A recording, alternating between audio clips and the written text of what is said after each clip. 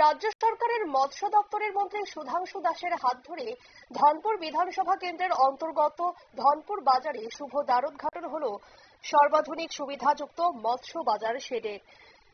150.00 লক্ষ টাকা ব্যয়ে নির্মিত হয়েছে এই শেড এবং এই উপলক্ষে আয়োজিত অনুষ্ঠানে উপস্থিত ছিলেন প্রাক্তন কেন্দ্র প্রতিমন্ত্রী প্রতিমা ভৌমিক, বিধায়ক বিন্দু দেবনাথ, পরিষদের সহ সভাপতি পিন্টু আইচ, কাঠালিয়া ব্লক পঞ্চায়েত সমিতির চেয়ারম্যান মিঠু রানী দাস সহ সংশ্লিষ্ট দপ্তরের অন্যান্য আধিকারিকরা। ফলক উন্মোচন এবং ফিতা কেটে অনুষ্ঠানের শুভ সূচনা করেন মন্ত্রী সহ অন্যান্য অতিথিরা। কি জানালেন সুধাংশু দাস শোনাবো।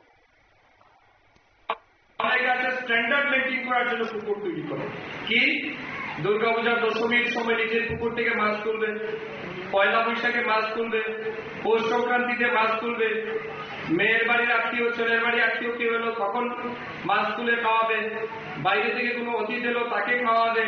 এই সমস্ত কারণে অনেকে পুকুর দেয়। কিন্তু আমি বলছি এই সমস্ত কারণে আপনি করুন, কিন্তু জলাশয় তো আমরা বাড়াতে পারি না।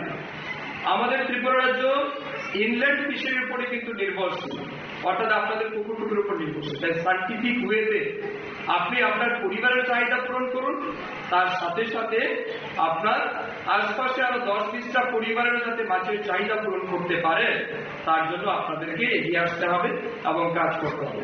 কোনো রকমের সুযোগ সুবিধা আপনাদের প্রয়োজন, কোনো রকমের সাইন্টিফিক নলেজ আপনাদের দরকার, আমাদের ফিশারি অফিসাররা আছে, তারা আপনাদেরকে গিয়ে আপনাদেরকে সব রকমের সাইন্টিফিক নলেজ দেবে, ট্রেনিং দেবে, সেখানে আপনারা মাছ চাষের সাথে উদ্বুদ্ধ হতে পারবেন।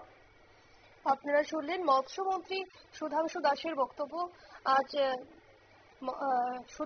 সুধাংশু দাসের হাত ধরে ধনপুর বিধানসভা কেন্দ্রের অন্তর্গত ধনপুর বাজারের শুভ দ্বারোদ্ঘাটন হলো এই মৎস্য বাজার শেডের এবং 150 লক্ষ টাকা ব্যয়ে নির্মিত হয়েছে এই শেড। সংবাদ এখনকার মতো এই পর্যন্ত। পরবর্তী খবরের জন্য অবশ্যই চোখ রাখুন নিউজ ভ্যানগার্ডের পর্দায়। নমস্কার।